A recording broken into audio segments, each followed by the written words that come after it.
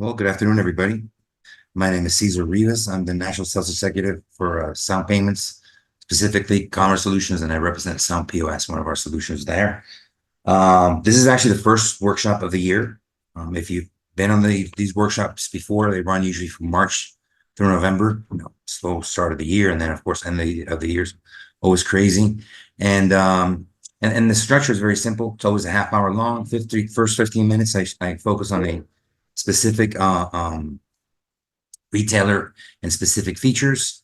And then the second half is pretty much just a sales pitch. So if you've been to any of these, it's only really the first 15 minutes that you really listen to. All of these sessions are actually on our YouTube channel, Sound Payments. So feel free to stop by if you haven't been on any of these to catch up some of the ones that we've done in the last couple of years. This is, again, our third year doing this. This month we're going to do it a little bit differently. Normally, like I said, we have a specific retailer and then some features. Last year we even had some testimonials, and we had our partner, the vendor who provides us with the tobacco reporting, for example. But today I'm not going to focus on a specific retailer. We're gonna see a retailer, obviously, but that's not really the point of today's session. Today's session is exclusively for some new features I wanted to highlight. All right.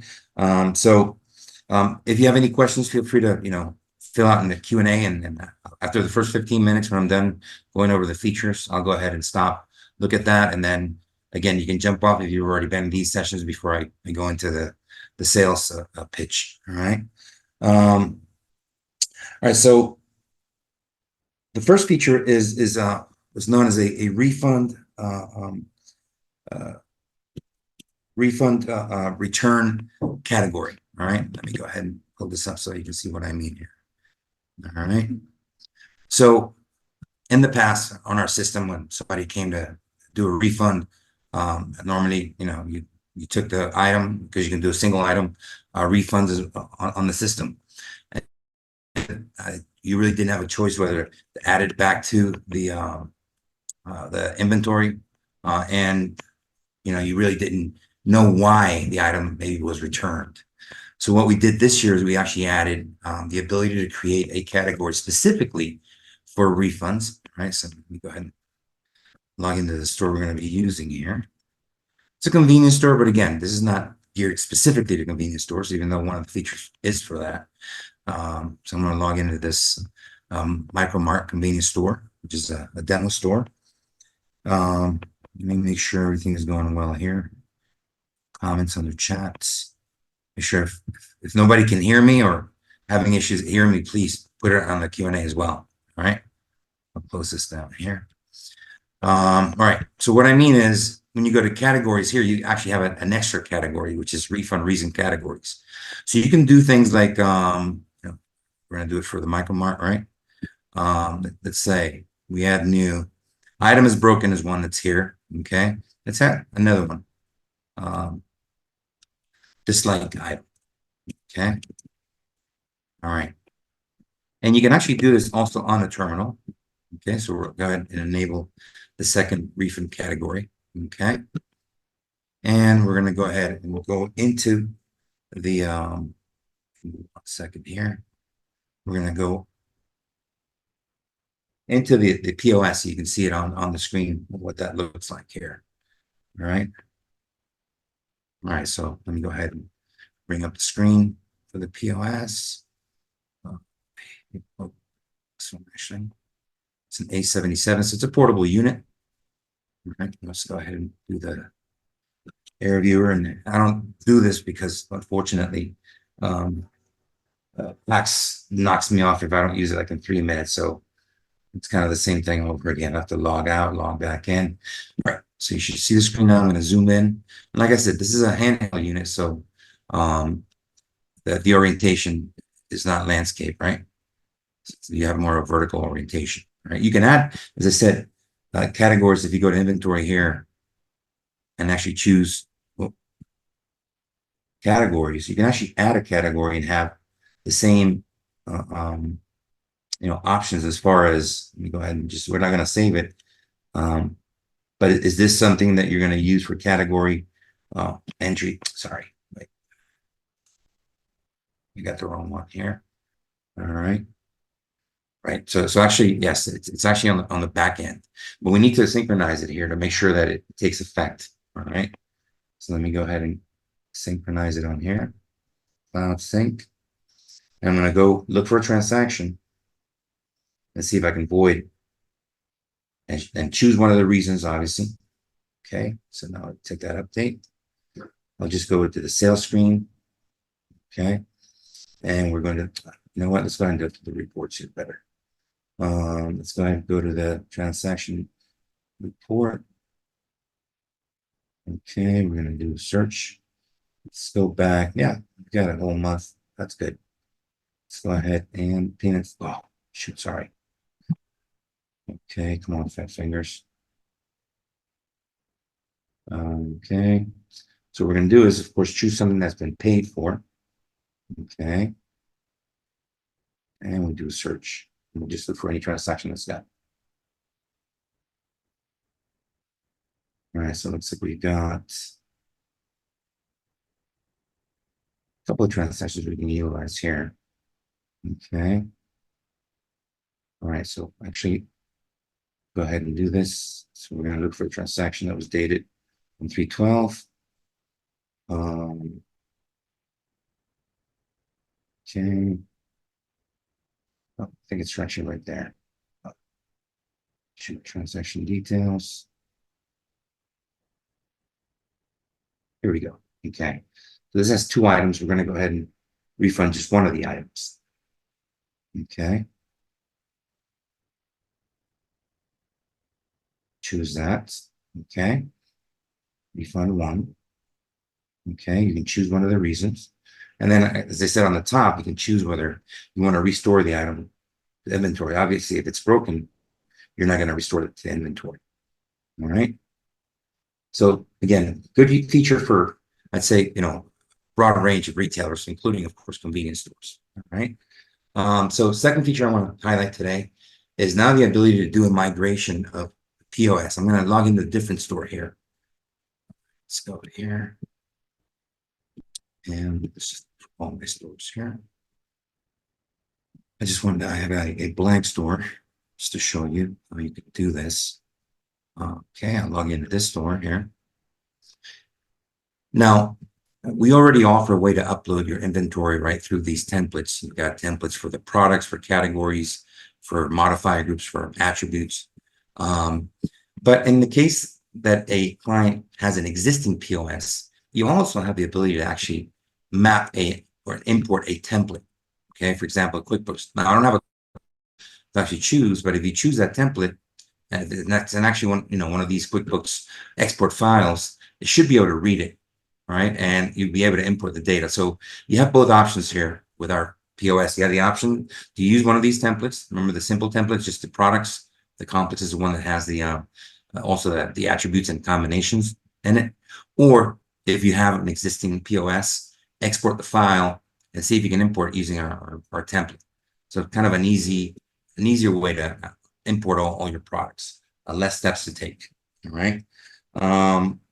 Now, the final item I wanted to show you is with regards, and this really works a lot in convenience stores. This is one that I mentioned, definitely a convenience store item. I close this store here. Okay. And sometimes convenience stores will go ahead and, second here, sure. Log back into this. Convenience store sometimes will receive a shipment and they'll want to sell the item, but not add it to inventory quite yet. Okay, so let me go ahead here.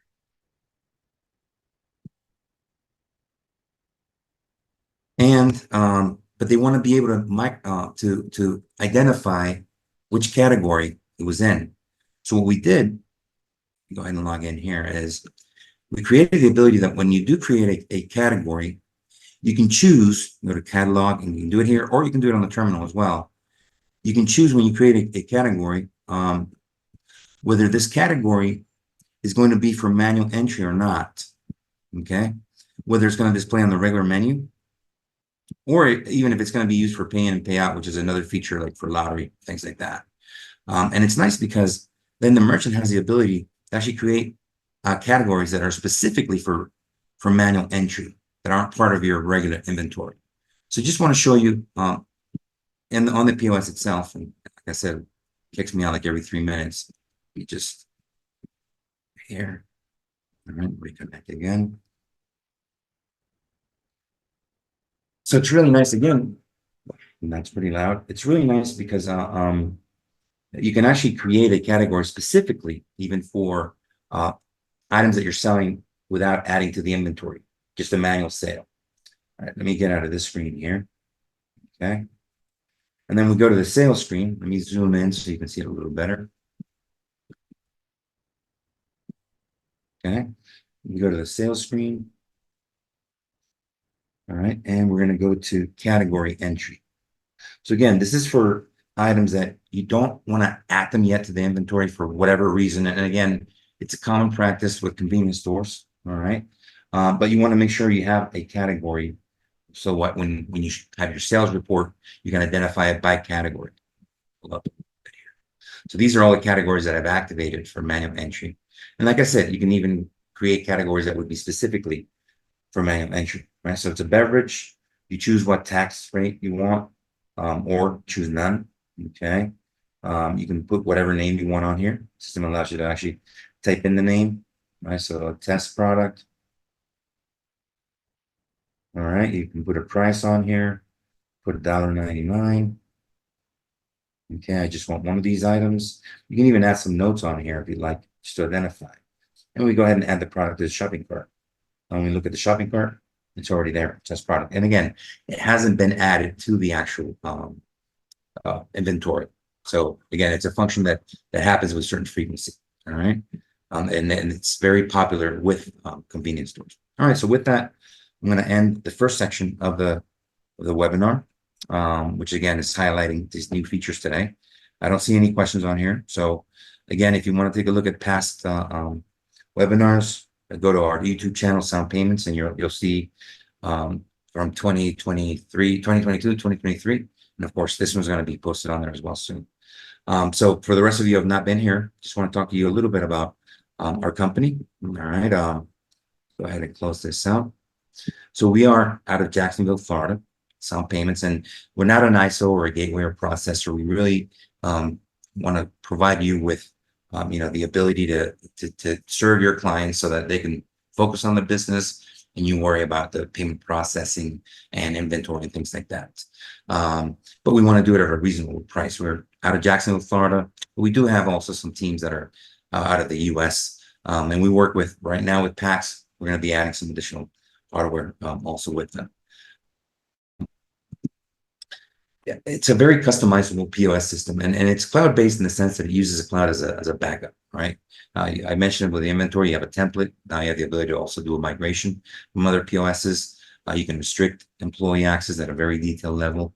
You can also keep track of their hours worked. The time clock feature has the ability to store customers' personal information and even provide a line of credit and a loyalty program based on points, which you can customize. The merchant can actually customize that ratio. Sales tax, you have as many sales tax categories as you want, and they're assigned at the individual product level. And then it's constantly synchronizing, so you can start a transaction in one terminal and finish it in another in case of a merchant that's got multiple terminals. It comes with a built-in web portal backend. It's web-based, so no app required. You can see it on a computer, laptop, tablet, even on a smartphone. And there's a broad range of reports, some that are on the terminal specifically, and some that are in the web portal can be exported in Excel format or PDF format as well. We're certified with all major processors. Because it's cloud-based, then the merchant has the ability to do real-time monitoring, and then we can add services and updates and things like that without disrupting the functionality of the device. Just some screenshots here. On the left-hand side, you can see the POS itself. So the handheld units usually have, the orientation you see on the top.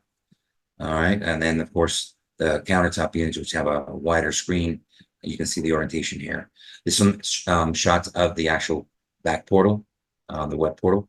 So this is on a computer and this is on a smartphone.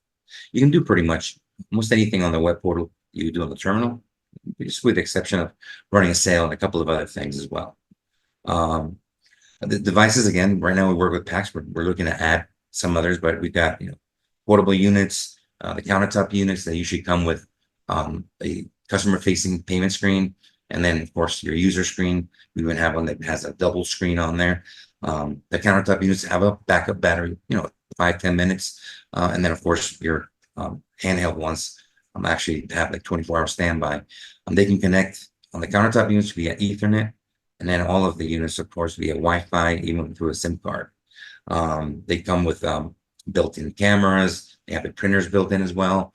And then for the countertop units, you can attach things like a scanner, cash drawer, things like that. All right. Really, it's very flexible in terms of what target industries.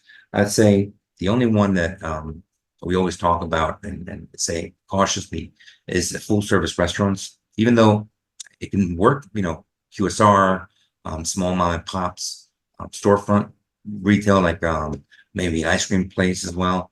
But full service, because it doesn't include anything around dining room layout or reservations, we don't recommend it. All right. But like I said, really good for storefront. Otherwise, in terms of retail establishments, very broad variety. Now, the terminals come with an attached payment terminal, but you can also activate a detached PIN pad. All right. It comes with 24/7 merchant support. We even provide support for sales. We provide all the updates, and there's a one-stop shop called Sound Hub where you got all the user manuals and technical articles and things like that. We provide a broad range again of onboarding. In the past, we have the tools so you can handle the whole thing if you like, but we are now offering different levels of support in terms of onboarding new merchants. So again, if you want to take a look at past sessions, feel free to stop by our YouTube channel, Sound Payments. Other than that, thank you for joining me today, and we'll see you next month. Second to last Wednesday of every month. We used to do them the last Wednesday of the month, but again, because of closing of the month, we decided not to. All right, so we've changed that to the second to last Wednesday of every month. Right, so we'll see you next session. You'll find those sessions on our web portal, on our website, Sound Payments. Just go on their reseller and you'll see the monthly workshops. Right, so again, everybody, thank you for joining us and have a great rest of the day.